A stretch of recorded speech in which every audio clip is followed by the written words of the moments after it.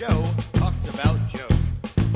And now, your host, Joe Slepsky. Hello again, everybody, and welcome back to Joe on Joe. It's me, your host, Joe Slepsky, and you have tuned into Joe on Joe. This is the podcast where, over the years, I have covered every episode of the G.I. Joe cartoon. We've covered the Sunbow series, the DIC series. We've even touched on Extreme! And I have worked my way through all of the regular issues of G.I. Joe Real American Hero. This is in my Joe and Joe Illustrated segments, of which today is one. And now I am trickling my way through the remaining special missions issues. So, it's exciting because I should have done this years ago when they were running concurrent with the issues, the regular issues of Real American Hero that I was reviewing, because at a certain point it's going to make more sense. But I didn't, and so I'm playing catch up now. So if you're a new listener, welcome aboard. Look back into the catalog. This is a listen along, read along podcast designed to be in your ear when you're reading these comics, or in your ear when you're watching the cartoon. That's what the show has always been about. That's what I try to keep most episodes about. Except, of course, when we do our spectacular You on Joe episodes. And today is sort of a You on Joe, but it's me on Joe, because we're also going to be talking about my experience at the San Diego Comic-Con. So before we get into that, thank you all for listening. You can find me on social media at Joe on Joe Pod. It's Facebook, Twitter, and Instagram. Send me an email to joeandjoepod@gmail.com. Say hello. Say if you're a fan of the show. Say if you want to be a guest on the show. I love having listeners, especially new listeners, join. It's super easy. We get on Zoom and we talk about your favorite thing, my favorite thing, G.I. Joe. And we have a lot of fun. So shoot me a note. And if you want to help support the show, please go check out our Patreon, patreon.com/joeandjoepod, and help keep the show float that way. Yeah, today we're talking about G.I. Joe Special Missions. We're going to do a Joe and Joe Illustrated, which is page by page, panel by panel, in excruciating detail. And it's a great issue, first of all. It's absolutely fantastic.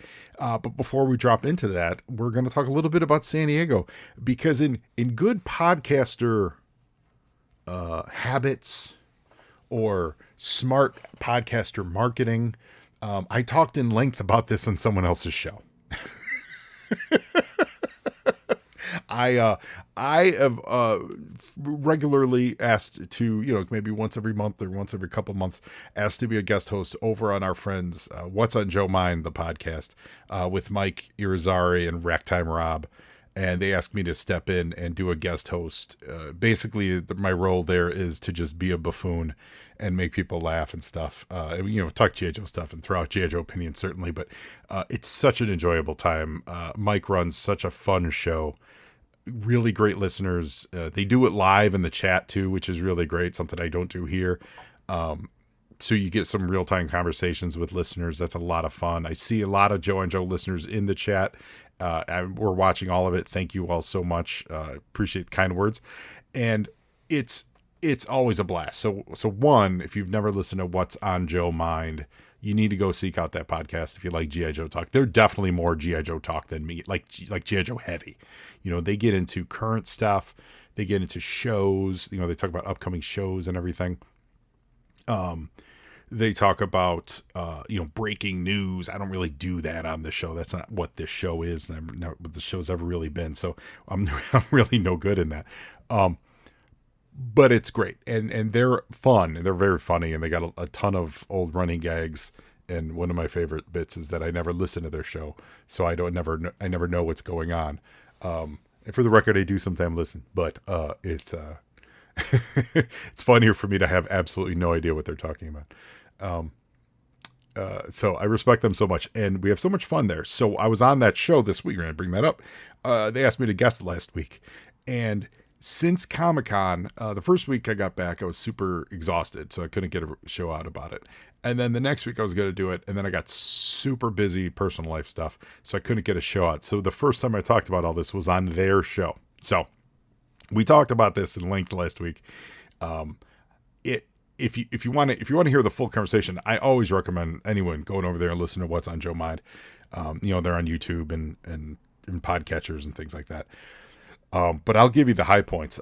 Certainly the highest point was Cold Slither, the concert. It was absolutely amazing. Kudos Hasbro and RPM Records, who just like killed it. Like, you guys absolutely did an A+ numero uno job. Wonderful production, wonderful execution. Like, no notes. Like, it was an absolute dynamite show. The guys who played Cold Slither, which of course now, 1 second, let me grab my record album. The Cold Slither themselves Cold Slither was amazing. They put out, in case you're listening at this point, you haven't heard, you don't understand what we're talking about.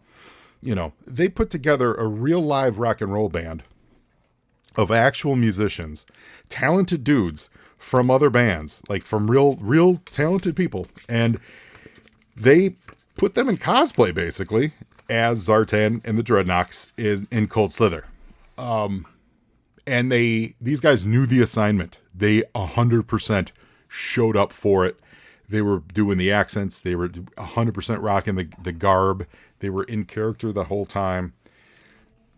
It's dynamite. So let me get this out of the way. We got Gus Rios played Zartan. Matt Harvey was Ripper. Ross Sewage, what a great name, was Torch. And Andy Selway was Buzzer. They killed it. So basically Thursday night, San Diego opens on a Wednesday. It's a kind of like preview night. And then Thursday night, they had an off-site live concert of Cold Slither at this local metal bar. And it was a real metal bar. Like, I think that's one of my favorite things about this. They didn't screw around. Like, this wasn't done in a, like in the lobby of the Marriott. They went to a legit, 15-minute drive away metal bar. 100%. That place has seen some stuff, and that's where we saw Cold Slither. Like, you could not have chosen a better bar. So RPM, if you're listening, amazing. By the way, shout out to Evelyn at the RPM booth. Michael Nye and I were there early. She was filling us in on what the schedule was, when exclusives were dropping and everything. And I remember your name, Evelyn, because that's both of my grandmother's names, and it's so old school. So if you happen to hear this, we appreciated you. You were very helpful in getting us information. And the show was great. Like, it was a full house. There was a ton of G.I. Joe fans there. The back of the house had souvenir, like merch tables, stuff, records and things like that. Because they have put out, if you're listening and don't know this, there is a full vinyl LP that I'm holding in my hands that they were selling. I have I don't know if all of them are limited, but I have the Cobra Blood Moon red and black marble vinyl, limited to 500 copies that I got to show. I know you can go to the RPM website and buy it. I also have the CD they put out. It's a fun album. There's really catchy songs on it. It's more than just Cold Slither. There's 11 songs in this whole album. Cold Slither's just one of them. And merch table in the back. They had a full functional, full bar. So we, have your drinks, and then at the front was the stage, and in the back of the house near like restrooms and stuff, they had Cold Slither and Gem and the Holograms concert posters stapled to the walls, like you would see at a regular concert. Like, you know what I mean? They went to that level of verisimilitude with it. And show started. Oh, their roadie, their tech, was dressed up as Monkey Wrench. So he was literally in the pre-show setup when he was actually doing his normal job setting up a concert. It was Monkey Wrench out there working on the thing, which was fantastic. Then they came out full gear, and they had fun quips in between the songs.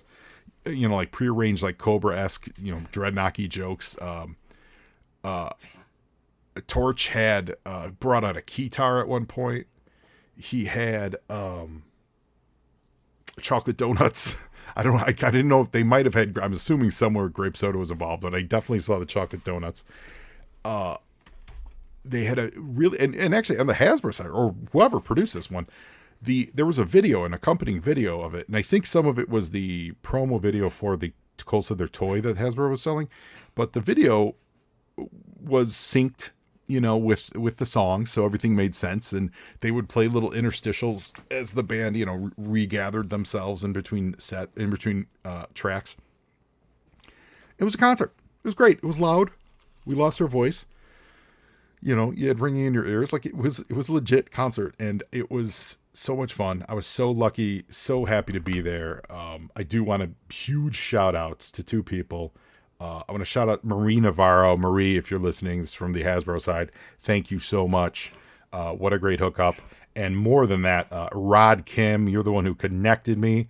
Guys, if you're, I know that my G.I. Joe audience has their finger on the pulse of young music. I just know that you do. Listen, if there's one thing when Toilet Teal asks me, what's your audience like besides G.I. Joe? The first thing out of my mouth is hip, young music listeners. That's what we are. But my friend Rod Kim, who is a dynamite person, like as a human being, so positive, so friendly, such a good dude.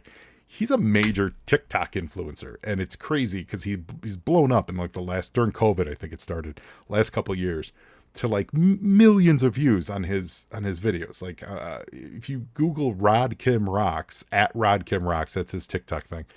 The latest posts from Rod are like 4.5. Oh, okay, well those are K. Okay, well listen, I know he's got millions of views. He's a talented dude, and he mostly he does music stuff. So Hasbro reached out to him, and he was like, "Well, I'm not going to be there, but I got a guy." And so Rod hooked me up.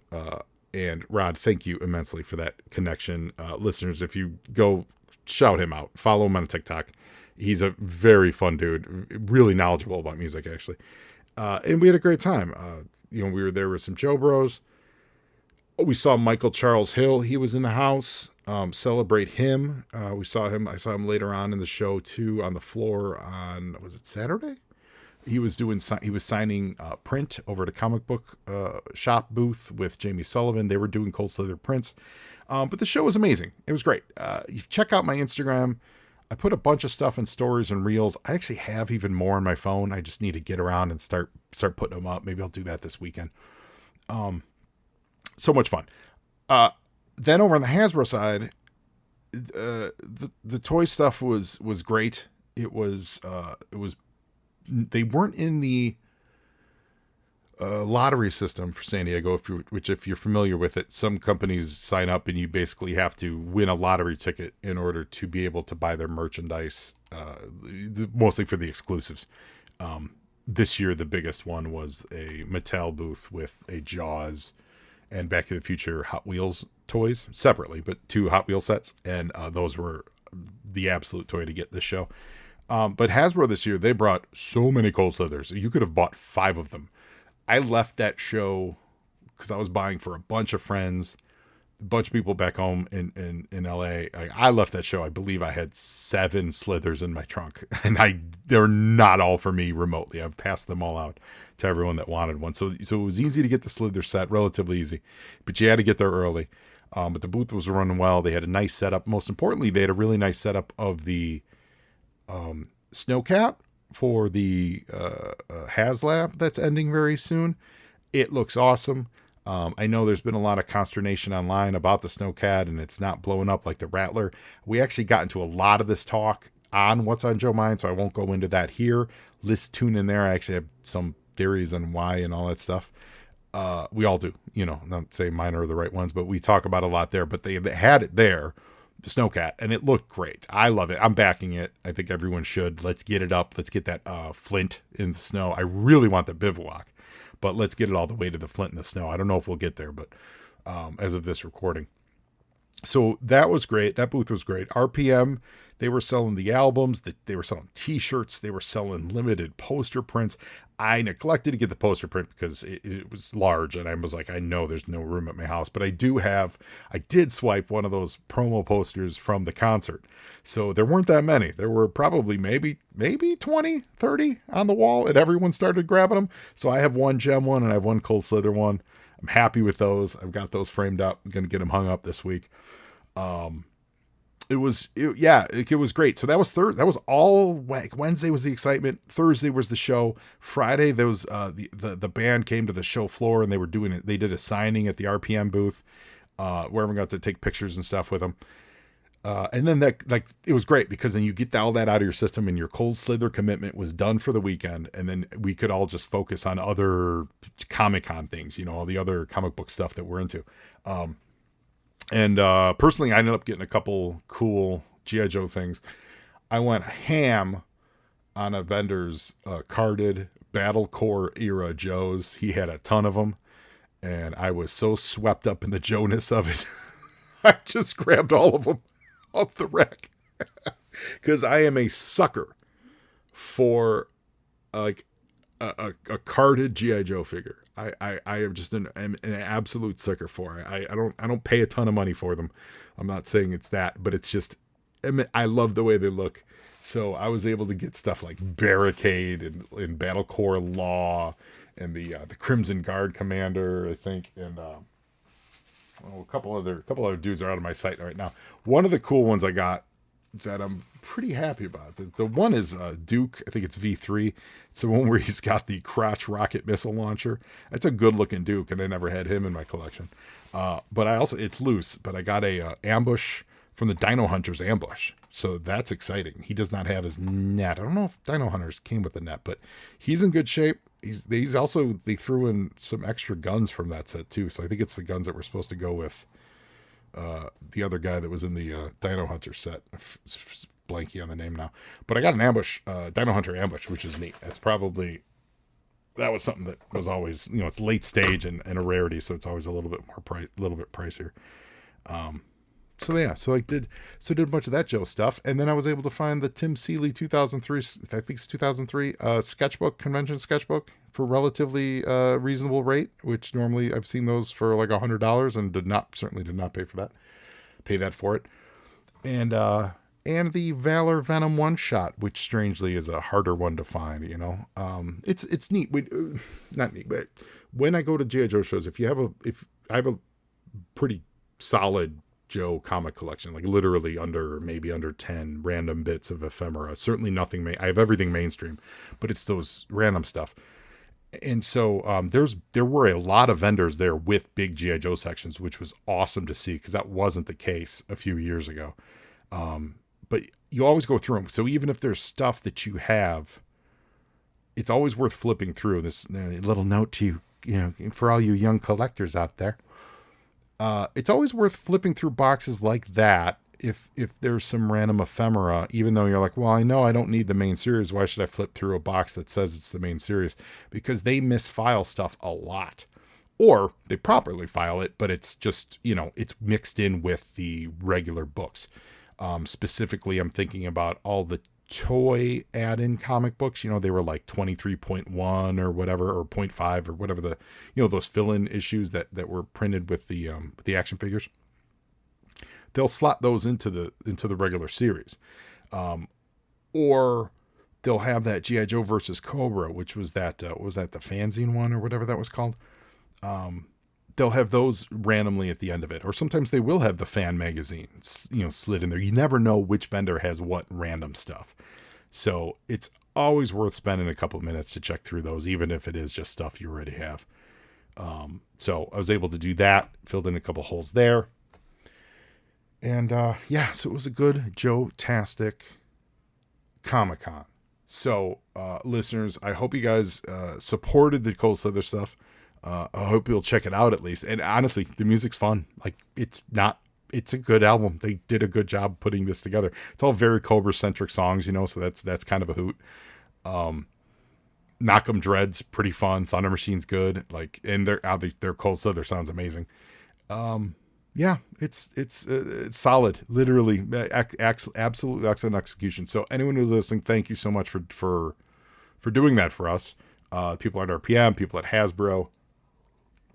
Most importantly, Michael Charles Hill for writing Cold Slither 40 years ago now, 35 years ago. And really just a fun idea that has now, it's kind of hit its apex, So I think it's put it to sleep for a little while, but it was a fun apex to hit. Like, it was absolutely great. So, and that's also why I ran that rerun when I was away, when I went to cons. Why I ran the Cold Slither episode on this show, because I figured it was going to get some eyeballs on it, ears on it rather. And some of you may not have heard it in a little while, so I figured let's bring it out from the archives. But that'll probably be the last time I run it for a good long while. But celebrate Cold Slither. It was so much fun, and get that toy set. That toy set's an absolute hoot. And they also did like Super 7, did a bunch of variants. They released a for the Super 7 style, like 3 3/4 Zartan one they did. There's like different decos of Zartan with 45s of the Cold Slither vinyl. So those also came out too, that they were available that week. So various things you could have gotten, but this is all, at this point it's, 3 weeks ago, 2 weeks ago, 3 weeks ago, 1, 2, 3, 3 weeks ago. Anyway, a lot of fun, great trip, good times, good friends, good people. And now on to G.I. Joe Special Missions. What? Such a fun cover. Mike Zeck cover with, let's see, it's Leatherneck, Crankcase, Stalker, hanging out of a nondescript blue panel van, shooting random people in the face. It's, I'll say that it's not like it's not the most classic, like, well-balanced cover kind of a situation. It's not like iconic in that regard, but it kind of says everything you need to know about this comic book. It is a small group of dudes in a non-G.I. Joe van. Oh, and new listeners, if you've never heard me do the illustrated, this is kind of what I do. We look at a page and we break it down, like the ideas behind it, so it's not so much of a review show as it is like, what were they doing with this page kind of a show.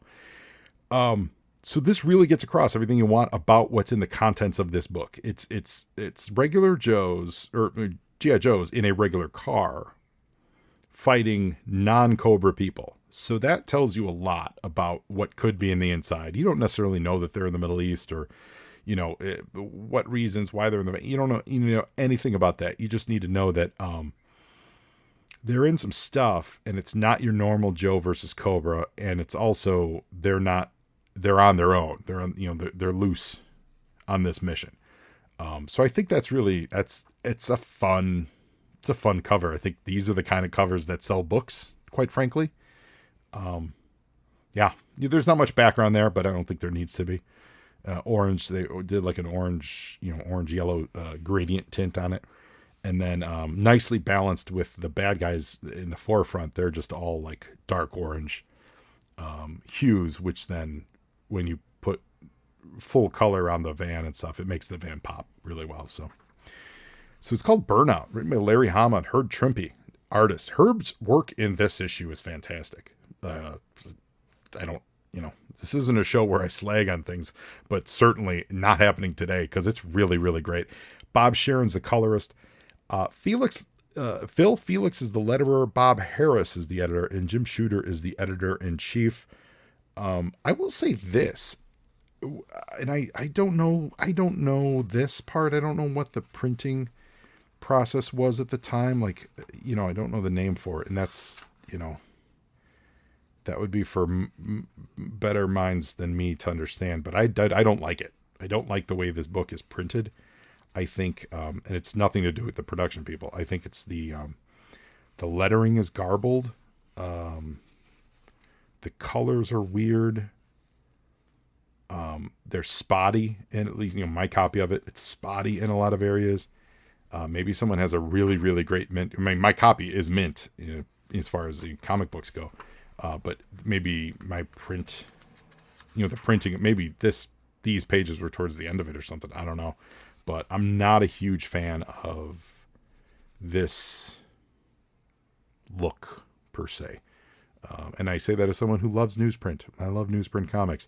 I think they can be done better than what we're looking at here, but I don't think it's the fault of any of the people that we just read. I think it's more of the process, because it seems like some things are out of register, and et cetera, and so on and so forth. So that's just an overall oof that I felt when I was going through it. But somewhere in the strife-torn Middle East. So we're in the Middle East. We don't really know where. We don't need to know where. There's a bunch of non-GI Joe, nondescript, but military tanks driving down the street with with a lot of soldiers, in turbans and stuff, hanging out on top of it, right? So we know that we're dealing with kind of a not regular military situation, but a lot of locals, a lot of what you find in the Middle East still to this day. People riding on tanks and just generally brandishing weapons. And right in the middle of it, there are four dudes having tea or coffee, or actually rather black currant juice. You can't tell who it is exactly from this distance, but they're talking to the owner and they're like, yeah, let's have another cup. And he's like, are you nuts? The sun's about to go down. It's going to get crazy out here. And they don't really care. And he does say to them, you fly jet fighters for Colonel Sharif. If the royalists catch you, they'll kill you. So we don't exactly know who he's talking to or what have you. But on the next page, we learn that there's a dude named Deke. Deke. Not Duke, but Deke. And he is a new character. He is a pilot. And Deke is hanging out with Slipstream, Leatherneck, and Stalker. Stalker, by the way, in his mufti garb, like in his disguise in mufti, from doing a callback all the way to issue 2? Or was issue 1 Hot Potato? Or 2? Issue 1 was Hot Potato.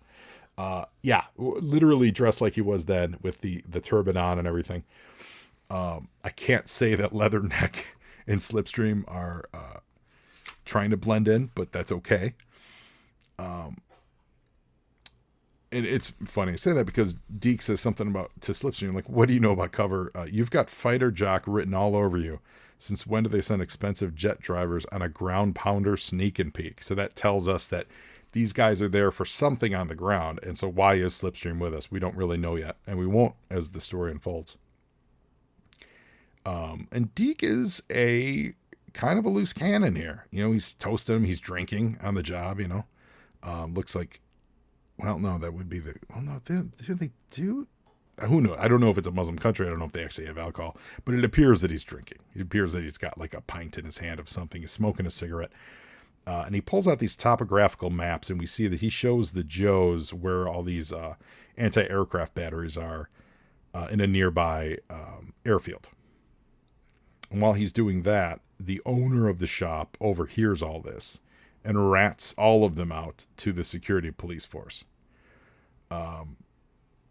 And the Joes warn him, like, hey, thanks for this information, but you should, chill out, dude. Like, don't get in the mix with us. We got our own job. Meanwhile, later, at the aforementioned Colonel Sharif's office, which we've met him before, and I apologize for my brain not placing exactly where, but we've met Sharif before. It could have been, was it during the hot potato stuff? Anyway, but, or maybe it's just someone else named Sharif. Okay, anyway, thinking out loud. Basically, the guy that the bar owner called is telling Sharif that there's the Americans are there. They may be planning retaliation for his support and aid of terrorist factions. And he says, I don't support terrorists. I give aid to freedom fighters. It's all a matter of perspective, etc. And he says, go arrest the spies and shoot them too. Meanwhile, the guys are heading back to their hideout, which is like a garage, a few blocks away. Another, in quote, another part of town. Great storytelling here from Trimpy as far as keeping us grounded in a strange land. Like he knows where. We get 3 panels of Sharif kind of getting told what's up. We get an establishing shot and over the shoulder with that lieutenant telling what's up. And then we have a close-up of Sharif, really great facial acting, finger pointing, like making his point made. And that's just the top 3 panels. Like we don't need a full page for this, but we need a full row. And then we get a nice full row splash shot of this part of town. We don't know where it is, but there's bombed out buildings. There's a car that actually looks running, but it's not a classy car. Streets, garbage in the streets, etc. So they're in a bad part of town. and the guys are walking. Then we get a nice mid shot, and what's cool is it's a mid shot of Stalker, and I believe he's talking to Leatherneck, and that's he's talking to Slipstream, and Leatherneck, who's in the Leatherneck's in the vest, right? It's weird. Some of the coloring changes. Like at one point on the previous page, he's talking to Slipstream, but they call him Leatherneck, so I don't know if they colored it either way. Either way, you see the other Joe that is like he went to the effort of drawing his arm in the panel, and what that does is that gives you a sense of centering and grounding and keeping track of where all the guys are. Like because it is just a scene between the two of them. You don't need to have the third person in this scene because it is just Stalker talking. It's Leatherneck. Stalker talking to Leatherneck, right? But by including Slipstream's arm, it really does position where everybody's at in space. And then you go to the next panel, which has more traditional backgrounds, and then it really centers them. And so it's just this constant, like, keep you on your toes of giving you location, then nothing, then location, then nothing, then the camera moves, and you're still seeing in relation how they are to you. And what that does is it builds in your brain this sense of world that didn't exist before you opened and got to page 3. And inside this garage, we've got Crankcase, and he's working on a van. And I'll just say this whole van bit it's all A-Team. It's totally A-Team. They are putting an A-Team style van together. You know, like when they go to another country and they load up machine guns on a van and they put, Kevlar panels on the van to protect them. That's what's going on in the first half of this comic book. It's awesome. I love me some A-Team. And we get right to it. Storytelling wise, Larry doesn't waste time. On the next page here, it's many hours later, but Deke, our buddy Deke, has a busted eye, busted nose, it looks like, missing some teeth. He's been worked over by the security force, and he will not tell them where the Americans are hiding. And they bring in Abdul the Butcher, and I am practicing to be boxer. I make your head move like speed bag, no? That joke, laugh? And he's just pounding on Deke's face. And it's not going well. In a creepy, what a great decision here. In this middle panel, Sharif pulls out just a regular screwdriver. It's nothing crazy. It's not like this intricate torture tool. It is a screwdriver. And in the next panel, Trimpy puts the camera behind the screwdriver in front of Deke's face, pointed towards his eye.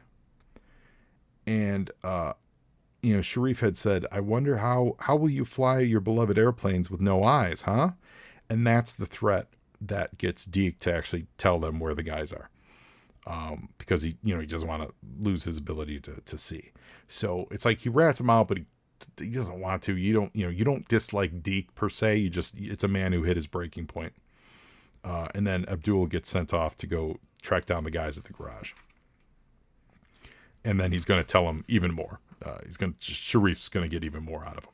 But like, I love this 2-panel sequence, and it's because it's menacing. It's a screwdriver. It is a screwdriver in the eye. We all understand how that would not be great. Meanwhile, back at the garage, it's the Joes pulling their A-Team, pulling their B.A. Baracus, and we see Stalker talking to Ace, and Ace is apparently flying overhead. And he, because earlier we had seen the map, right? So all these missile sites, so we assume that they're going to be knocking them out or something. So we get Ace in a well-rendered version of his uniform. I think this looks really good. He's approaching the coordinates. He gets told where all the SAMs are. So they think they know where all the SAMs are. Is the whole point of this? We're going to find out later that there was one anti-aircraft emplacement that Deke didn't even know about, and so that's going to fuel his story as we get through the pages here.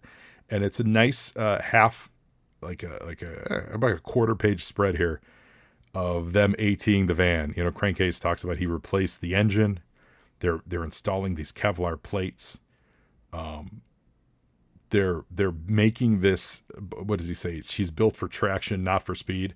They're making this bus, like this minivan kind of a thing, as armored as possible, because they know this is what they're going to be using to do their mission, which we don't exactly know what it is yet. And Stalker says here, the mission is really a prearranged target of opportunity, which Crankcase says that's a contradiction in terms. And Stalker replies with, that's what they say about military intelligence, which is awesome. And, we love when Larry makes commentary about the military, about Air Force, about American exceptionalism, call it what you will, through the voices of these soldiers on the ground, because it makes those statements ring more true than just a non-combatant sitting on the sidelines, making a comment about how the country's run or about how the military's run. Like, these are dudes in the middle of it, who Larry certainly wasn't, he went through it himself, and they all have their opinions, but they're informed opinions on how it is. And he's always brought that to G.I. Joe, and I think that's always a real key part to why we love it, is that it's from the bottom up, not necessarily from the top down, which I appreciate. We then get a little shot of the Sky Striker. So we go back to Ace up in the Sky Striker, and this is really neat. So Ace is talking to, what we're going to find out later, he's talking to like a whole fleet of other planes. But he says, stand by for course change and radar avoidance procedures. We don't exactly know who he's talking to yet, but when we get to it, I really enjoyed it. So now we're back with Sharif and Deke, and he's got his confession all written out, and he's like, you're going to sign it now. And,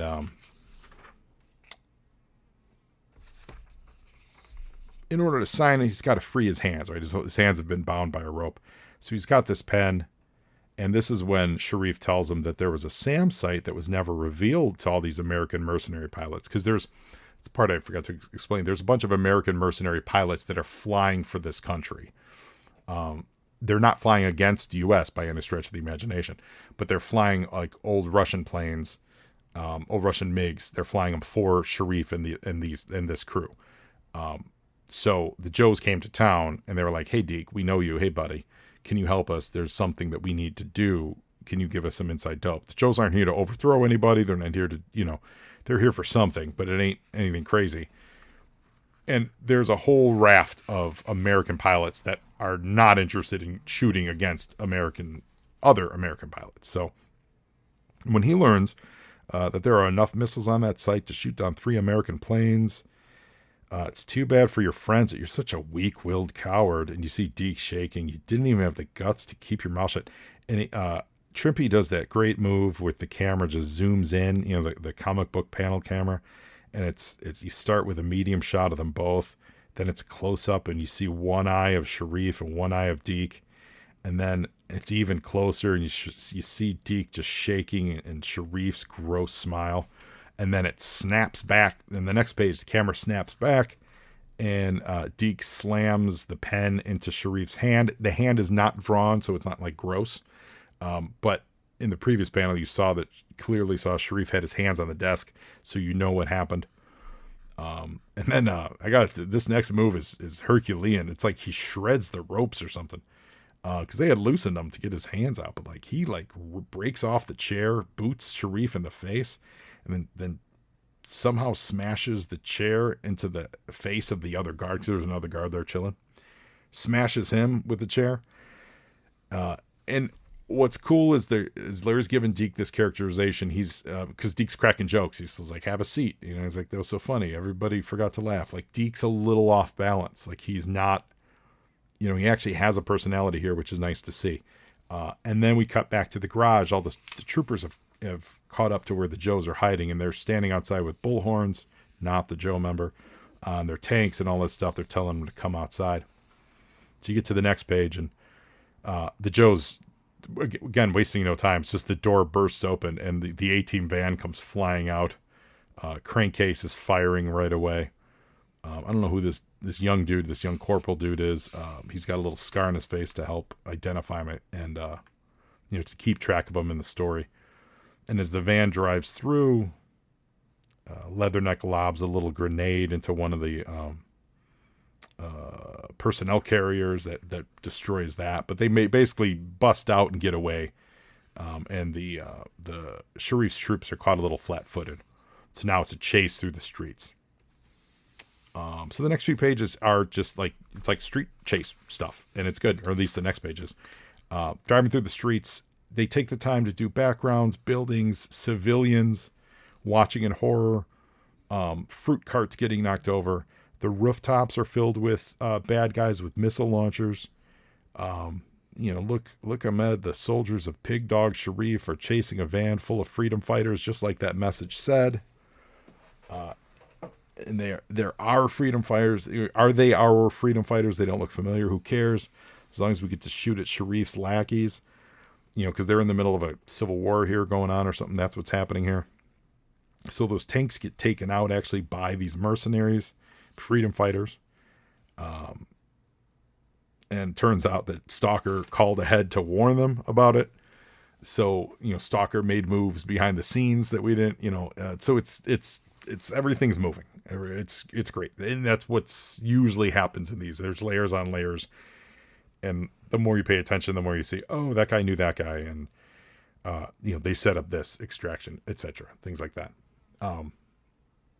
Now we cut to Deke, who's trying to make his way out of this police headquarters. He steals a motorcycle, shoots his way through. It's very Great Escape style. Absolutely great. Very Great Escape style. He busts through the door. Sharif's yelling for guards. He's got his hand all mangled. And we assume that Deke's on it, making his way to warn the Joes about this extra salmon placement. The Joes are driving through town. They're 3 minutes late, according to Stalker's watch. There's an air raid alert going on, so now locals are basically everything's up in air. So looking for them is going to be the last thing. That's what they're saying here. Looking for them driving down the street really fast is kind of not what they're concerned about, because with an air raid, that means there's some stuff coming in from the sky. In this case, we know it's Sky Striker and those guys. So they've got other things to worry about than a van driving down the street. But they head towards this airfield. A nice, really nice kind of,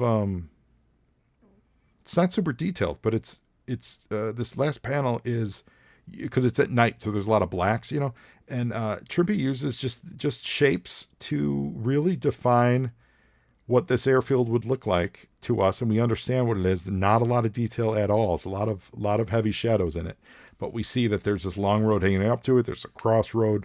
There's the lights in the distance, so we know that's the airfield. There's a bunch of low buildings where all the airplanes are stored, things like that. So it's great. It's really nice. And then we see, because they introduced the idea of the air siren, we now follow up and go, well, what is that? And it's Ace back up in the Sky Striker. And we see that Ace is leading just this contingent of non-G.I. Joe planes, which is one of the things I really love about this scene.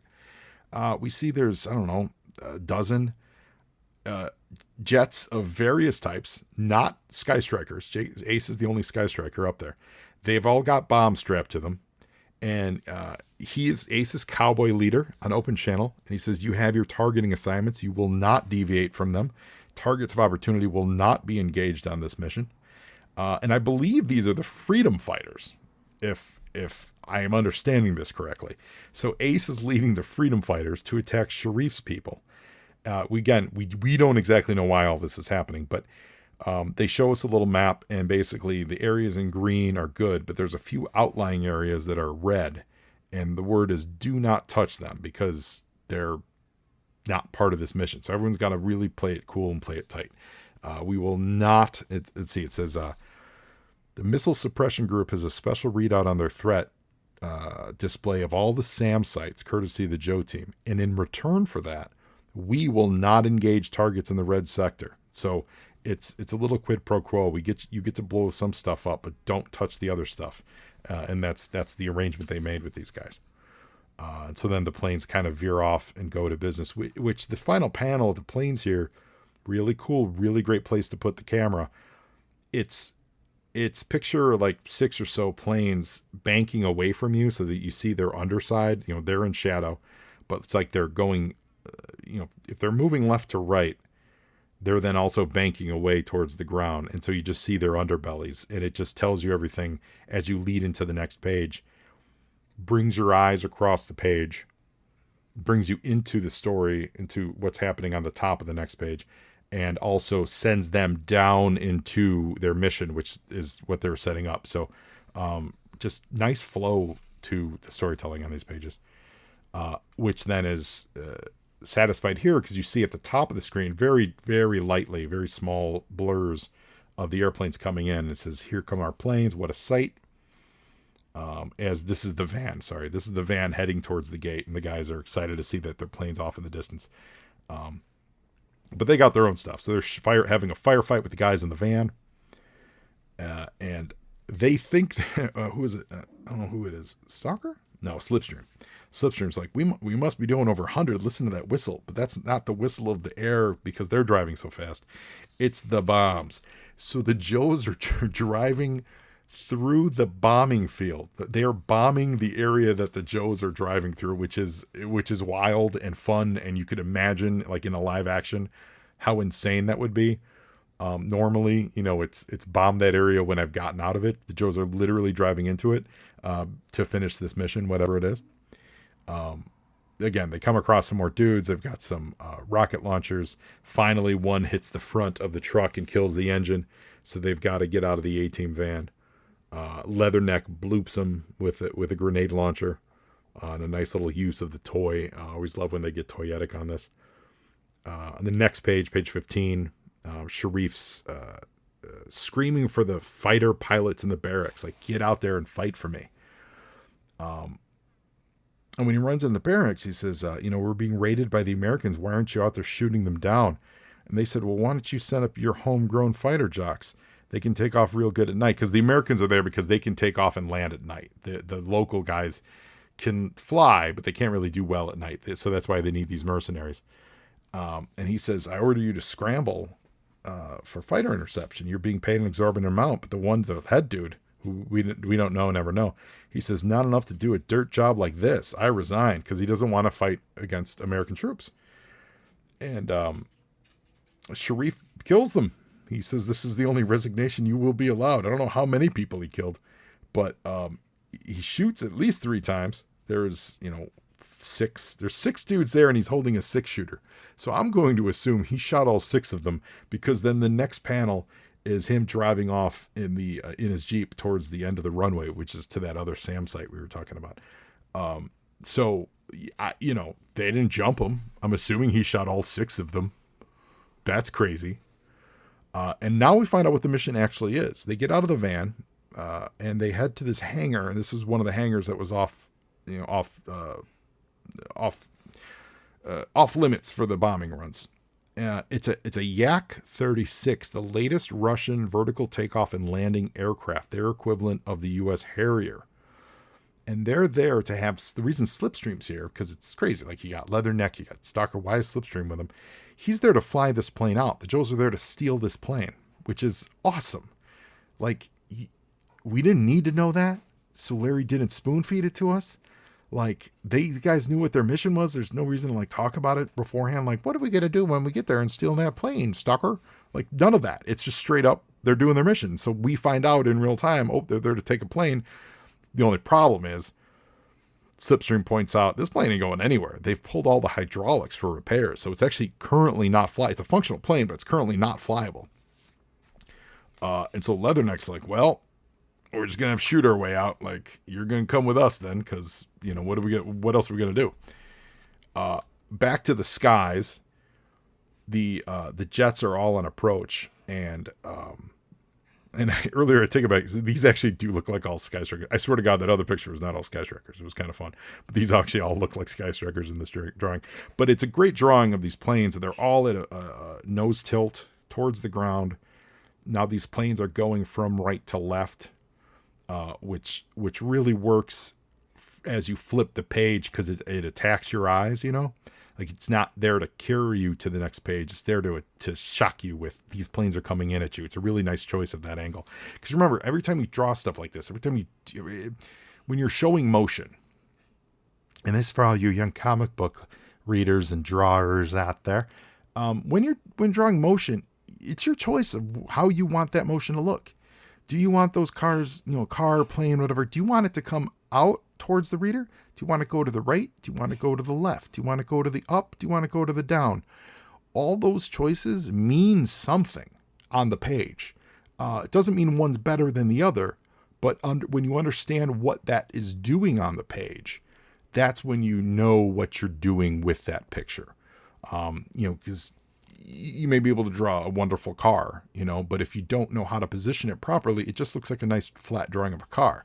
But if you draw it, energetically popping off the ground, going up and to the right at the end of a page, like in the bottom right corner of a page, that just brings you to the next page. And in this case, the Sky Strikers are coming down from the top right to the left. And that's what we want here, because it's just attacking us as we turn the page. We're getting hit with these Sky Strikers, Sharif is, but it's just these Sky Strikers are pouncing on our eyeballs. So it's a very small, very nondescript panel, but what a smart choice of use of design. We get thermal imaging from Ace. They bomb a bunch of stuff, and Slipstream has a wonderful idea. He's like, "Hey man, there's some Condor, it's the Russian equivalent of the C-5A Galaxy. That's the big ordnance carrier, like the like the huge airplane that they would load up tanks on, and the Joes would airlift them on. So there's one of them that seems to have been refueled recently. So Slipstream's like, hey, let's throw the plane on that, and we'll get out of here with it," which is a wonderfully smart idea. Unfortunately, there's a ticking clock, because these one of the jet fighters says, "Hey, this is Cowboy 3. I've neutralized my primary targets. I still got a bunch of bombs left. Those secondary targets," he says, "it's right next to the red sector, but it's not in the red sector. The red sector being the hangar that the Joes were in. Can I just blow those planes up?" And Ace is like, "Yeah, go for it, man. Like, shoot it. Go for it." Having no idea that his guys are down there. We catch up with Deke now. Deke's cruising as fast as he can through this blown up battlefield. And he realizes that all those airplanes are going to get knocked out of the sky because they don't know that there's a SAM at the other end of the one-way. This is a little bit where this breaks down a little bit for me storytelling wise. They're at the airfield already. Just because that SAM is quote unquote at the end of the runway, that SAM would be active already. Like, they would have already encountered whatever that SAM's going to throw at them. The story seems to be holding that back for plot's sake, instead of, like, if Deke was going to do anything to help him, he would have had to have been there already. He would have had to have been there right when the attack came, because there's no reason that SAM site wouldn't actively be, would just allow them to blow up the thing. That's the one little hitch in the giddy up of the plot of this story. But as far as like the emotional narrative of it, it's great, because he rolls up in his motorcycle. There's one functioning MiG here, and Deke takes the plane. He's like, and he's a little kooky. He's like, "Old Deke can't let that happen. Nope, it's totally unacceptable." So he's going to go up in the plane and help the Joes.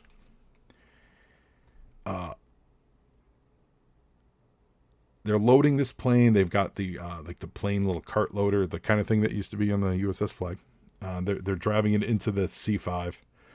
The flight manual's in Russian, but Slipstream figures he can figure it out. And they better hurry, because in this 3-panel sequence at the bottom, you see there's 1, 2, 3, 4. There's 5 total C5s there. The first 4 get blown up before their C5 can take off. This last panel's a little weird. It really is drawn as if that C5 goes from standing still to being in the air. I'm sorry, it doesn't. It would have just been taxiing away. It looks though like as if it went from standing still to all of a sudden being in the air.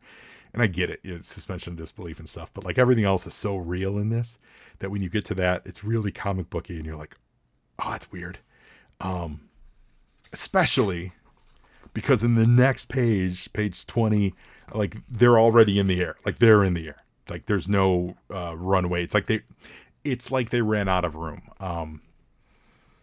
If someone told me that there was they had originally thought they had an extra page or something here, or like there was a page of them kind of doing a runway takeoff something or other, I wouldn't be surprised. We also earlier I totally glossed over this. I think in my my just excitement to be talking talking G.I. Joe again. Deke, this whole time, I forgot to say, guys, Deke was, this is carried on back on page 3. Stalker explains it. Deke was a hot shot MIG waxer. I'm sorry, MIG waxer in Southeast Asia. He racked up 3 confirmed kills before he had to punch out, and then he was held as a POW. So Deke sat in a concrete hole near Hanoi for 3 years. He got a medal in a parade, but nobody wanted him to fly again. So he had psychological instability, and so he couldn't get even a commercial airline license. And so that's how he found himself as this mercenary pilot, and that's why he's a little bonkers. Like, he's a little, like, nutty, because he's been through some stuff. I apologize for not covering that. So that's kind of sets up who Deke is. Like, so he's an ex-Army, or, military, ex-U.S. military guy, Air Force or whatever he was. And he's a patriot, but he's just a little kooky. So that's why he's going above and beyond here. So the C-5's flying overhead, and this is where that SAM site comes into play. So now these missiles come out of nowhere. They track the C-5 and they get launched after Slipstream sees the warning light. So they're tracking them. They're going to knock these guys out of the sky. So this is a little bit where it's like, it's for convenience sake of the plot that it doesn't happen until like right now. So Slipstream's up in the air, and Deke flies right alongside him. And he says, hey, we got company. Oh, hey, wait, it's Deke. Deke's flying wingman for him, and then the missile gets launched. And Deke... actually, it's Slipstream. Slipstream lets go of the chaff, the defensive chaff, which knocks out one of the missiles, captures it in midair. They both, Deke's jet and the C-5, they both go to left and right. And the missile gets blown away, but there's more missiles down there. And the only way they're going to get out of here is if Deke takes out that SAM embankment. So Deke says, Renegade MiG to Stray Condor. I am circling back to deal with missile threat. Keep on going and don't look back. So on the final page of the story, again, that 3-panel progression, which he's repeated now a couple times throughout the story. Remember, like the close-ups of Sharif's eye on him? He parallels that in this. So the long shot is Sharif flanked by his missiles, and in the distance is Deke's plane. And Sharif's yelling, traverse those launchers. This is a bluff. And then the launchers are moving, but he kind of is not, he loses in the next panel, the airplane's certainly closer. But his arms aren't up now. His arms are down by his side, and he's losing his bravado. And he says that MiG isn't even armed. Like it's missile racks are empty. It can't harm us unless. And then you get to the final panel, which is the close-up panel, which is your payoff panel. And he's screaming no. And right above him is Deke inside that MiG, perfectly flanked by the missiles that haven't even launched yet.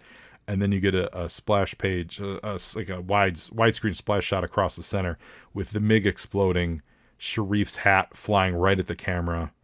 The missiles are gone. Like he kamikazed himself to take out Sharif and save the Joes. Absolutely amazing stuff. The guys are in the cockpit.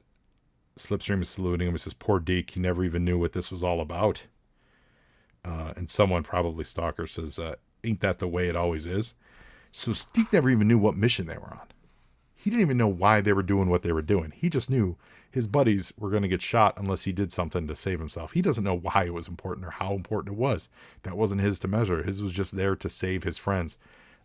Really, really good. Like, wonderful. Except for that just a little hitch at the end of, I think maybe one more page of story. I think it would have been primo.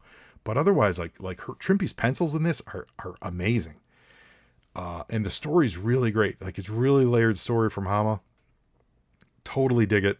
Absolutely so glad I've read this. I haven't read this these special missions, I'll be honest, I have not read in 25 years probably. So this is all just wonderful new finds for me. Like I don't remember this story, and it's really, really great. And so I thank you all for listening. I hope it wasn't excruciating for you. No, you guys are the best. So we'll be back probably in a couple weeks. But until then, go listen to our friends over at What's on Joe Mind. Go back the HasLab. Get that. Let's get that Snowcat going. Say hi. Just say hi on social. Just pop in and say, hey, thanks for the show. Or, hey, your show's terrible. Don't ever do it again. And go listen to Cold Slither.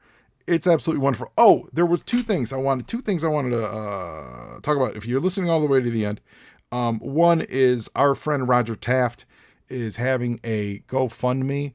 He's having some health issues. Please go to GoFundMe. Look for Roger Taft. Help him get his eye all fixed up. It's he needs all the help. He needs all the help he can get. He also is. They've also got, actually, it's funny you mention that because Roger also asked me to talk about a show in Florida. It's the Central Florida Joe Show, and that's on Sunday, September 28th. It's in the center at Deltona in Deltona, Florida, wherever that is. Mark Pennington's going to be there. Sunday, September 28th. Central Florida Joe Show. Go check that out. And also, like I said, I don't normally do this. This is normally Mike Irizarry talking about upcoming shows. But I got friends who asked, so I'm not going to forget it. Even though I forgot it at the top. Our friend, the amazingly talented Jared Albrick, he's wanted to talk about a show coming up in Shepherdsville, Kentucky in January 24th at the Parquet Springs Conference Center, the G.I. Joe Winterfest. Winterfest? Yeah, Winterfest 6 at Shepherdsville, Kentucky. I'll talk about that a little more as the year goes by. But I wanted to really get out Roger Taft's GoFundMe, because go to GoFundMe, search for Roger Taft, and help him out. He's having some medical issues. I mean, just like we were helping Jamie Sullivan. He's having medical issues. Diana Davis, her sweet puppy, is having some medical issues. And gosh, I forget the puppy's name because that's what I searched for it on. But check out Diana Davis on social. You guys know her. She helps produce the G.I. Joe comic book. This last minute, just jump in. You're listening this far. You're a Joe fan. Help these guys out.